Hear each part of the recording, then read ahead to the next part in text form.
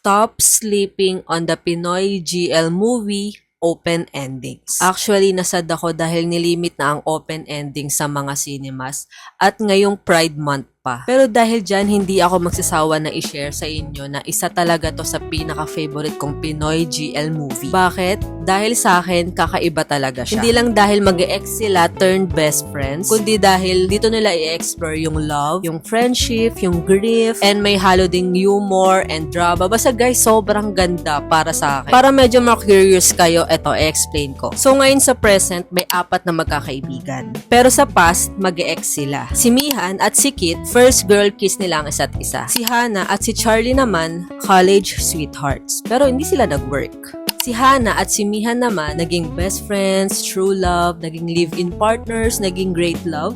Pero hindi rin sila nag-work. Si Kit at si Hannah, nag-one night stand, pero maswak naman daw sila as friends. Si Charlie at si Mihan ay naging situationship. Si Charlie naman at si Kit, naging magfubus. Ngayon, sa movie, doon nyo malalaman kung paano nila ina-navigate yung isa't isa.